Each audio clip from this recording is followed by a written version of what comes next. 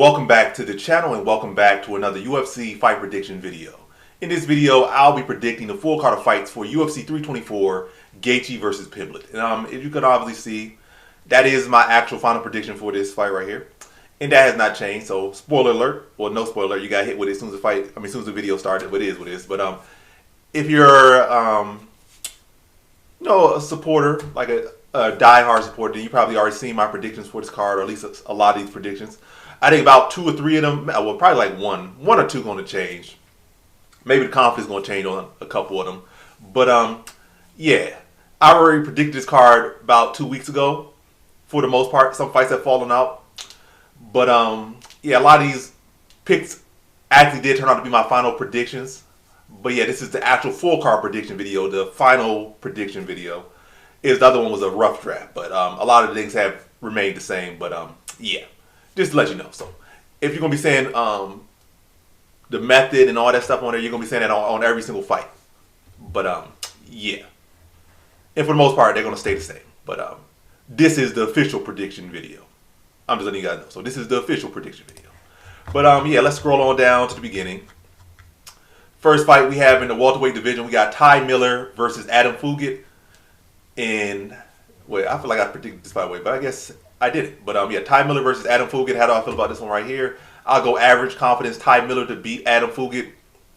Fugitt's a solid fighter, you know. Definitely well-rounded, definitely skilled, and you know he definitely have given a lot of these solid prospects good work, but he has not really been able to beat a lot of these good prospects or the premier prospects. He has shown other guys that they aren't really like he beat Kinoshita, and I think he beat another guy, but like Kinoshita probably stands out as the his biggest win because Kinoshita's supposed to have some steam behind him. I think he finished Kinoshita or whatever, so he did show that he could beat a prospect. But the guys that have really shown themselves to be elite prospects, you know, he's like 0-3 against them. Like I think he fought Dulativ, got finished. Morales got finished. I think another prospect. So, and yeah, he's a good test. It's a good match for Miller. You know, see where he measures up. I think Fugitt's toughness will give him issues. His experience will give him issues. But I think Miller will be at our work. I do worry about the third round, but I don't see Fugitt finishing him. I just feel like Ty Miller will get off to a good start. But Fugitt's gonna be tough enough to stick in the fight and maybe win the third round, but be down heavily after the first 2 rounds, or at least clearly after the first 2 rounds, with Miller's work, volume, and pacing early, and damage early to take the first round, first 2 rounds. Third round probably could go Miller way as well, but I feel like that probably will be Fugitt's best round if he is able to last into the third round. But I see Miller here winning the decision. I think it's clear, but a competitive scrap and a good, lesson, a good experience for a young fighter in Miller. And I did see, a fading issue a bit in his contender series fight. But you can say fading issue, but if you already clearly won the first 2 rounds, is it really fading, or are you just like not taking any extra risk? So I think that's pretty smart of him. So yeah, but I do see a little bit of fading here in the third round, and that could potentially give that round to Fugitt. But again, he's gonna need at least 2 rounds, and I don't see him getting that. I think Miller clearly wins the first 2. Third round probably a little bit of a toss-up. So in this one, I got Ty Miller via decision. Now, the next fight we got in the bantamweight division, we got Ricky Turcios versus Cameron Smotherman. And how do I feel about this one right here? Is I'm going low confidence Cameron Smotherman to beat Ricky Turcios. Turcios' pacing is my biggest concern here. He's a very active fighter, and that could be an issue for Smotherman. But I feel like the biggest issue for Smotherman has been like power. And Turcios is not like a power puncher. He's like a volume guy. Like I feel like Turcios' biggest strength or his biggest stylistic advantages against guys that are probably looking to grapple and lay and pray. Because Turcios does have solid grappling, and he can scramble pretty well and push the pace. Against more technical strikers, like he kind of gets stunted a little bit because he can't really get his striking going. Because now you got a guy that's sticking a jab in your face, and you really got to set up your strikes. And he's not really that competent as a striker. But again, he can push the pace. He can throw strikes out there, but he can't really set them up the best. So I feel like stylistically Smotherman should be to address the grappling of Turcios, and I do think he's a more technical striker, so I'll lean Smotherman to get a decision victory here. But again, not very confident, but I'll go Cameron Smotherman decision here. So in this one, I got Cameron Smotherman via decision. Now the next fight we have in the heavyweight division, we got Josh Hokit versus Denzel Freeman. So at first it was like an average, maybe even a high confident pick. But this has shifted to a low confident pick. So in this one, I got a low confidence in Josh Hokit to beat Denzel Freeman. And also, before I, spoiler alert, just jump to it, I got Hokit by decision here now. First it was second round TKOs and average to high confidence. Now it's low confidence and decision for Hokit. But yeah, both guys are pretty solid wrestlers. Dylan Freeman is the bigger guy. Some people say the more technical striker. I haven't really seen that, to be honest, based on his fight. But maybe he'll be able to let his hand go a little bit earlier here. Let his strikes go a little bit earlier here. Against a shorter, smaller Hokit here. But I'll go Hokit here. I feel like he lets his hand go more. I feel like he did wrestle at a higher level than Freeman. Again, activity. Freeman looked very timid in his last fight, Didn't really mix his wrestling in much. Like, he looked very timid in that fight. And I don't know how he's going to look against Hokit. I don't think Hokit's going to be a guy that's just going to fade off in this fight and allow Freeman to take over. I feel like Freeman's really going to have to take the initiative and get this fight going the way. I feel like Freeman's got such great footwork, or going to fight off the back foot so amazing, or has showed such great power or anything like that. I feel like, he got a good frame, good build, good wrestling pedigree. In the last fight, he was going against a strike, and he looked kind of timid to even go against using rest. So I feel like, mentally, he feels like he can only wrestle so much. Like, he feel like he got a gas tank, or he got to stretch out his wrestling cardio. Like, he can't go out there and wrestle for 15 minutes if necessary, or 10 minutes if necessary. Like, he probably feel like he got like 4 minutes of takedown cardio, or 4 minute wrestling cardio in him or something, and maybe like 4 good takedowns in him. So he feel like he got to preserve them in some type of way. So I feel like that's why I look at him, saw in him when I watched his last fight. He won it, but it looked like he was conserving a lot of energy and not fully locked. And I feel like Hokit is not as worried about his cardio, not as worried about, like, he'll let his hands go. And I think he can, fight at the pace that he fights at for 15 minutes, or at least roughly around the same pace that he fights at and got these finishes for 15 minutes. Whereas I guess Freeman kind of has concerns about his cardio, concerns about his pacing and stuff. Concerned more about getting hit. A lot of different things going on through his mind. But yeah, I go Hokit here. I think the wrestling could cancel out mostly, but I think the activity and pacing and taking initiative will heavily be on the side of Hokit, and I see him doing that, pushing the pace, being first, initiating, and that being his path to success here, and getting his hand raised against Freeman here. So in this one, I got Josh Hokit via decision. Now to our next fight, we have in the lightweight division, we got M.Johnson versus Alexander Hernandez. And how do I feel about this one right here? I'll go low confidence Hernandez to beat Johnson. I think Johnson's the better striker. I think this is a good stylistic match for him. But I think Hernandez has more upside. He's younger, I guess hungrier, I would say. And Johnson has always been extremely inconsistent. I can see this fight where Johnson's doing well early, but then Hernandez just started to bite down on the mouthpiece, go heavy for the takedown, whether he's getting it or not. And then once Johnson starts to bite on the takedown attempts and drop his hands, I can see Hernandez come over top and dropping him and finishing him off. So I see that it being that type of fight. Like, Johnson off to a great early start, but Hernandez just rallying, getting aggressive, doing what he needs to do, making it ugly, finding that big shot or finding those big shots, and then putting Johnson away in the mid to late stage of the second round. But definitely see this fight where Johnson, stuffing the takedowns well, clearly being a better striker, faster, sharper. But Hernandez just younger, make it ugly, find a shot. And, just been able to dish it out and take it better than Johnson. Johnson never been known for his durability. And now pushing 40, I don't think, or is 40. Let's see how old he is. I think he got to be around 40. 39, yeah, pushing 40. And never really had the greatest durability. I can see Hernandez just rallying and finding that big shot after taking a lot of shots throughout the fight. And Johnson just not able to take it as well as he dished it out. And Hernandez getting that second round TKO. So in this one, I have Alexander Hernandez via second round TKO.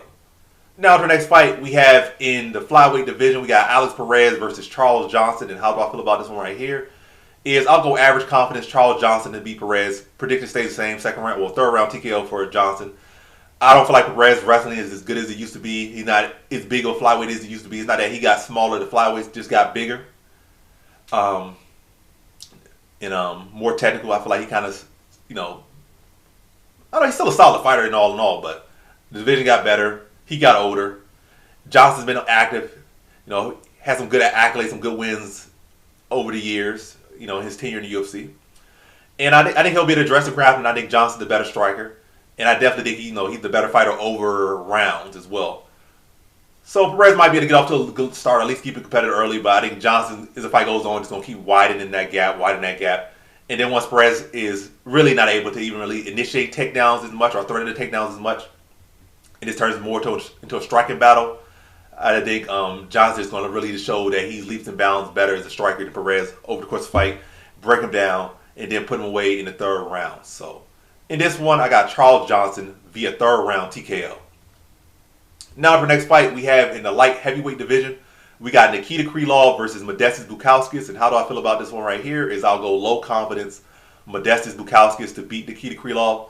So, yeah, Krylov wasn't on this losing streak. If he hasn't been knocked out a couple times in his recent fights, I probably would pick Krylov here. I feel like Bukauskas doesn't do the best with pressure, especially striking pressure. Grappling pressure, he could just land those Travis Brown elbows against the cage and get you out of there. But striking pressure, Bukauskas doesn't really have the best counter ability. So a guy that is rushing forward with an iron chin could be an issue for him. But Krylov's chin has been touched several times now in the back-to-back fights. So that durability won't be there as much. Maybe he'll do the same exact approach as he has in the past. And again, that could be good or bad for him. Maybe his chin, he'll have a little bit, a chin resurgence or something. Maybe the clock will rewind. But either way, with that momentum, I really can't lean to him in that style. And I think Bukauskas, even though he's not the greatest counter fighter, I think he'll be more open to counters, especially seeing the tape of what Krylov has been through in recent fights. And also, probably practice as well, like work on landing counter shots here against Krylov. And maybe Krylov, after getting knocked out, won't be as aggressive as he has been in the past because he can't rely on his chin as much as he has in the past.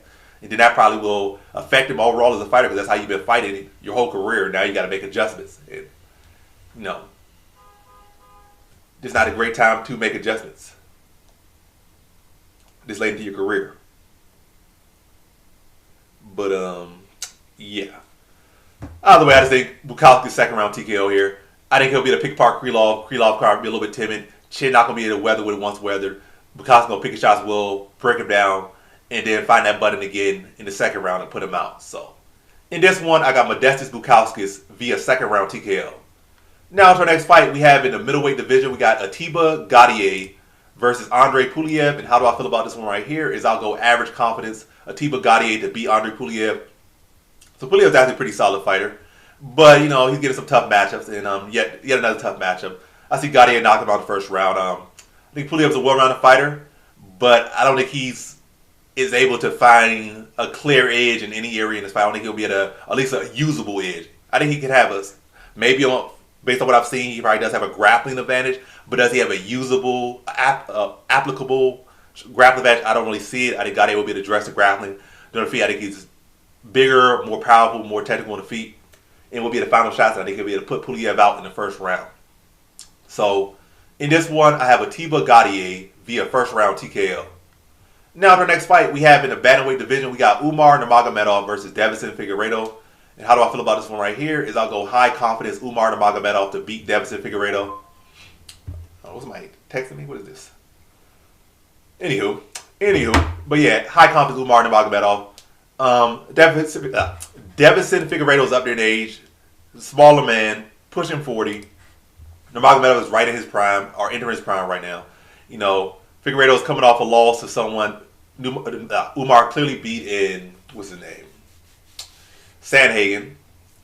And it's a lot of different factors here. But yeah, I think Umar will be able to mix it up. And that's where he'll thrive here. He mix up the striking, bigger, younger, faster, and more well-rounded. Fighting the age, Figueiredo coming off a couple losses. I think Umar will be too much volume. Be able to break Figueiredo down, and then ultimately dominate him in the grappling department and submit him in the third round. So in this one, I got Umar Nurmagomedov via third round submission. Excuse me, I'm getting a lot of gas right now. But anyway. Next fight we have in the featherweight division. In the first fight on our main card, we got Arnold Allen versus J.Silva. And how do I feel about this one right here is I'll go J.Silva, average confidence to beat Arnold Allen. Good solid fight, but I don't really see a clear edge for Arnold Allen. I don't think he'll be able to have great grappling success. I've never seen him be a guy that really went out there and looked to grapple people so much. So it seems like it's primarily going to be a striking battle. If anything, J.Silva might look to initiate grappling at times. I've seen J.Silva initiate grappling more and find submissions. But it's usually after beating you up on the feet. But Arnold Allen, I haven't really seen too much at all grappling success or like offensive grappling success too much. Or initiation there for control. So I can see that more on J.Silva's side. I think J.Silva packs more power, more finishing upside, both in the striking and the grappling department. hungry off coming off a loss, his first loss. And yeah, I think he'll look to push the pace, keep Allen on the back foot, land heavy shots, and I think Allen will accept the back foot. At times he does tend to the back foot. Johnson was definitely a more aggressive fighter. And I don't think Allen's going to have really the counter striking upside here. So I can see J.Silva just pushing the pace and landing big shots without too much repercussion or too much worry about what's coming back. I mean, he got to respect, but it don't got to be a big concern. Allen's not a great counter puncher. And I kind of really see J.Silva walking him down, breaking him down over the course of the fight, and then eventually just finding that second round stoppage, second round TKO here. But yeah, Allen's an amazing fighter. But I don't think this is stylistically his best fight. But I can still see this being a fight that could end up being one of the fights of the night, if not the fight of the night. Because Allen is a scrapper. He is tough. He is durable. I don't think he's ever really been finished. But I think J.Silva will be the first person to finish him. Second round TKO. Just a lot of forward pressure, cracking with big shots, and not really giving Allen too much room to breathe here and breaking him down and stopping him in a second. So in this one, I got J.Silva via second round TKO. Now for our next fight, we have in the women's flyweight division, we got Natalia Silva versus Rose Namajunas. And how do I feel about this one right here? Is I'll go average confidence Natalia Silva to beat Rose Namajunas. Yeah. Rose Namajunas is a solid fighter, one of the greatest female fighters of all time. But I just think this is a bad stylistic matchup for her. Silva will be faster, more dynamic, bigger, stronger than Rose Namajunas. I think she'll be able to address the grappling department, be able to keep Namajunas from getting close to these takedowns, and really just blast her with stepping side kicks in an arsenal of kicks, and not allow Rose Namajunas to close that space to get into boxing range. Not close that space and get to the takedowns. Or if she does get to the takedown, Silva will have plenty of time to see it coming and be able to dig her underhooks and just spin Rose Namajunas away, put her against the cage and separate, maybe land some elbows or some knees, then push Namajunas off, then just get back to just dominate her from the kicking range. But yeah, too fast, too sharp, and too long with her arsenal, and Namajunas struggling to get to the distance she needs to have success in this fight. But yeah, Namajunas definitely got a lot of experience, and she definitely can, find a way for herself to fight. But I think it's going to be more so Silva just dominated from distance, with Rose Namajunas having little moments here and there.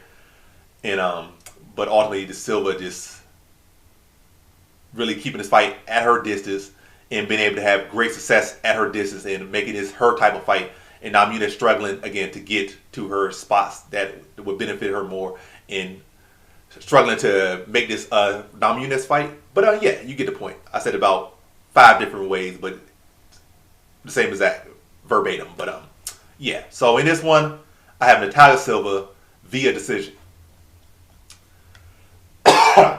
Now for the next fight, we have in the heavyweight division, we got Waldo Cortez Acosta versus Derek Lewis. And how do I feel about this one right here is I'll go average confidence Waldo Cortez Acosta to beat Derek Lewis. And again, still second round TKO. But yeah, Waldo Cortez Acosta here. Derek Lewis has a better track record against grapplers than he does strikers. I said this like 5 videos already. But Derek Lewis, I think the record against strikers is like 3-6. Whereas his record against grapplers is like 6-3 or 6-2. So his record, he actually does worse against strikers than he does against grapplers, to be honest. And Costa has a chin, and that's another thing where he has issues. Like strikers with chin, Derek Lewis has not the best track record. Like in Mark Hunt, tied to a box, like he has hit with his best shot, and then they just kept sticking him, and then he has, bowed out. So he hit Ty DeBoss with some good shots. Ty DeBoss was still there. Hit Mark Hunt with some good shots. Mark Hunt was still there. Hit Junior Santos with a good shot. Junior Santos was still there. And all those guys beat him. All those guys TKO'd him. I think if you're not including UFC, I think he lost to Shawn Jordan once in the UFC and once prior to UFC. I think both were like TKO losses. So he's actually been TKO'd a number of times. How many losses does Lewis has? 12 losses. So he has a good number of losses. And again, we have shown the ability to weather his punching power. And and you have a striking background. Derek Lewis, that's typically not his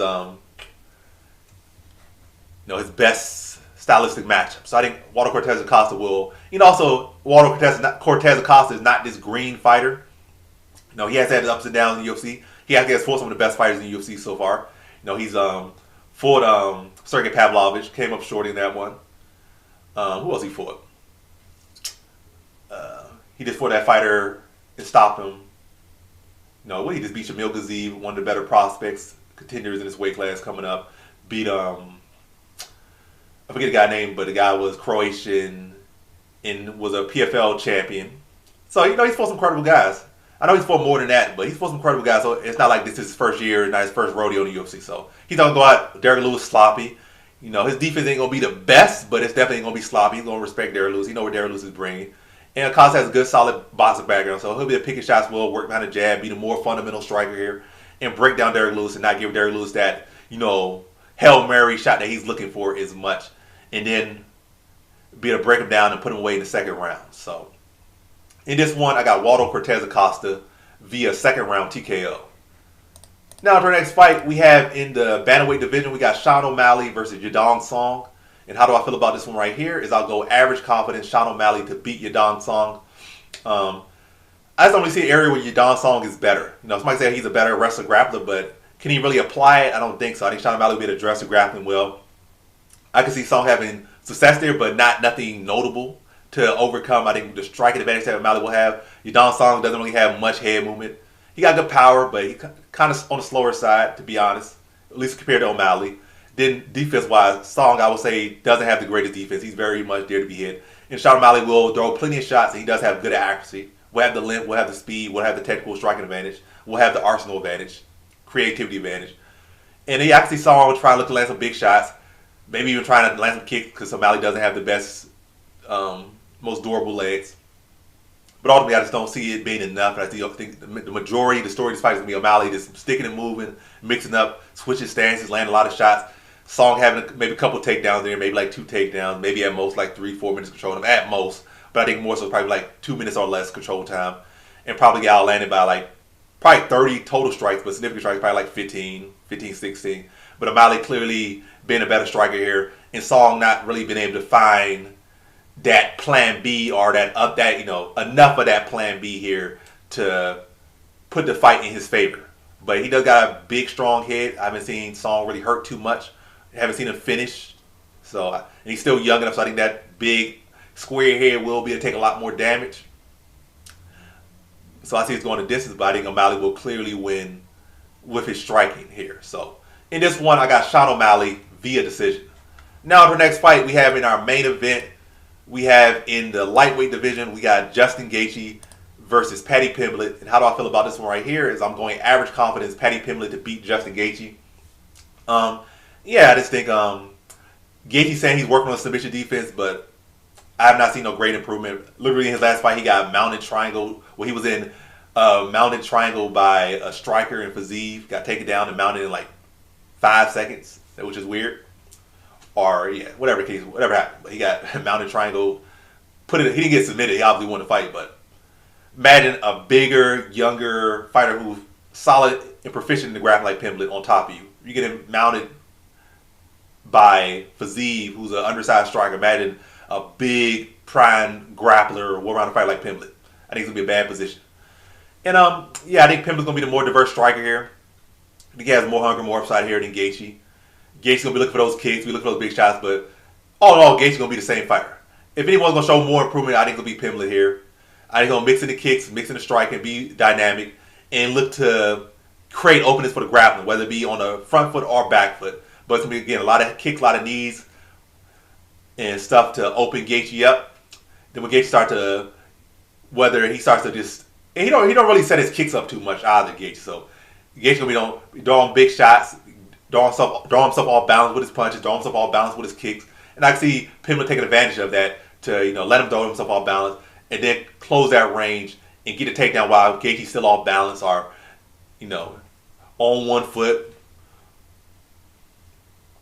or his momentum still going the other direction and look to take him down. But Gaethje still deserves a lot of respect here, but I think Pimblett's, especially once it gets to the ground, I think the fight is really going to start to go, heavily in Pimblett's favor. And I think that happens by the first round. I think Gaethje survives the first round, I think. Maybe he starts to wear some damage after the first round, probably gets taken down he might get taken down, might be the scramble well early.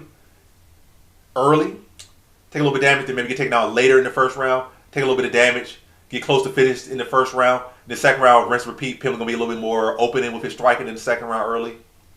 Get him down into like the early to mid stages of that second round. and then finish him off in the late stage of the second round. Once he's really established his top control, start dropping ground and pound, and then set up his submission, off Gaethje's reactions and limited ability in the grappling department, submission grappling department, and Gaethje's going to give up the position, and Pimblett's going to capitalize, and then submit him in the submit him in the second round, late stage of the second round. So, in this one, I got Paddy Pimblett via second round submission. And so that concludes my fight predictions for the full card of fights for UFC 324, Gaethje versus Pimblett. And as always, thanks for watching. Peace.